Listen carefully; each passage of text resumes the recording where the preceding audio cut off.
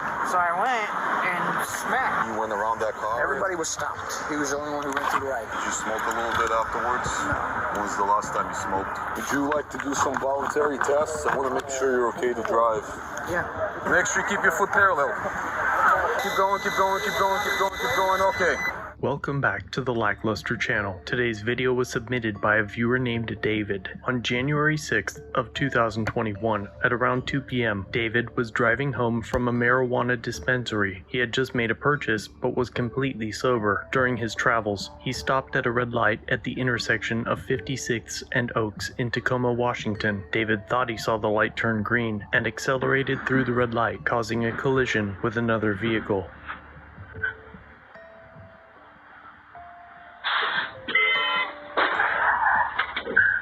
David obviously made a mistake, and fortunately, there were no injuries, but Tacoma Fire and police both responded to the scene. What happened? I saw the light turn green, so I went and smacked. Were you turning left? I was going straight Okay, so you were going this way or this way? that He was in the center lane, and he went straight forward and hit us with T-boners. That's coming Do you remember what light you had? We had the green. One of the officers asks witnesses what they think happened, and the witnesses' testimonies paint a terrible picture of an event that didn't happen. Did you see what happened? I gotta let you know we're being audio video recorded. Okay. What'd you see? I was sitting here. The red car went through a red light, hit them, spun them all the way around, and he got out mad at them.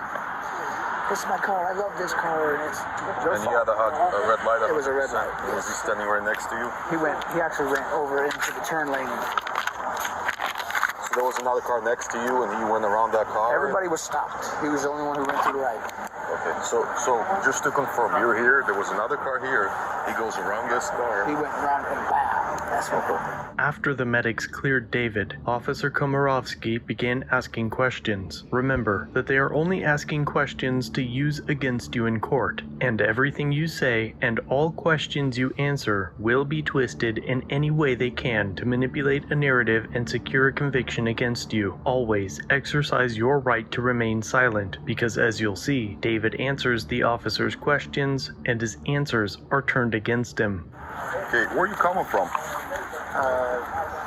Downtown. We're at downtown. I was by the casinos. Okay. Did you have a couple drinks in the casino? I wasn't in the casino. Okay, what were you doing down there? I was buying some weed. Yeah, that's what I was doing. Did you smoke a little bit afterwards? No, When was the last time you smoked? yesterday. Okay, I got still in the pack with no weed. how much? Which I didn't even smoke yesterday. Do you usually smoke? So if not yesterday, when was the last time you did smoke? A year ago. A year ago? Yeah. Okay, so only now you're coming back to... I was gonna buy some weed. Smoking? Yeah. Okay. Would you like to do some voluntary tests? I want to make sure you're okay to drive. Yeah. Okay, perfect. Remember, field sobriety tests are not mandatory. They are voluntary, and the results are subjective. The officers conducting the tests usually have already made up their minds and are looking for any reason to fail you to convict you for driving under the influence. It's important to learn the laws and potential repercussions of refusing to test, but it's also important to know that the officers are often rewarded for convictions. For more information about that, be sure to check out the video above that details how Loveland, Colorado police officers even compete with each other for DUI convictions. The Loveland Police Department receives grants and other awards for making as many DUI arrests as possible. In 2019, they received nearly $300,000 for a single grant. On top of all of that, the government has the burden of proof and the burden of producing evidence. You do not have to assist the police in developing their decision or opinion to arrest you. David did not exhibit any clues during the horizontal gaze nystagmus. However, during the walk and turn, he took too many steps and had to catch his balance. And during the one-leg stand, he had to hop to keep his balance. Generally, this indicates a fail. However, the officers don't have a baseline of how David would perform these tests when intoxicated intoxicants are not a factor, and as it turns out, David is completely sober. Many things can affect your performance, such as inner ear problems, bad back, eyesight issues, leg problems, or even a recent car accident. As an ex-paramedic for LA City Fire, I can personally testify that we never adequately screen for back, leg, inner ear, or other medical issues that could cause someone to do poorly on a field sobriety test. The bottom line is that these tests lack scientific validity in determining alcohol and drug intoxication. The NHTSA studies validating field sobriety tests do not use accepted scientific methods and standards, and have never been published in a peer-reviewed publication to demonstrate scientific reliability. Furthermore, in field sobriety test validation studies, it was proven that there were numerous false positive police opinions, but they can still be used against you in court. After all the tests, David was asked to blow into a PBT, and the results showed 0.00, but his comments about visiting a dispensary and when he smoked last combined with the field sobriety test worked against him, and he was arrested for DUI.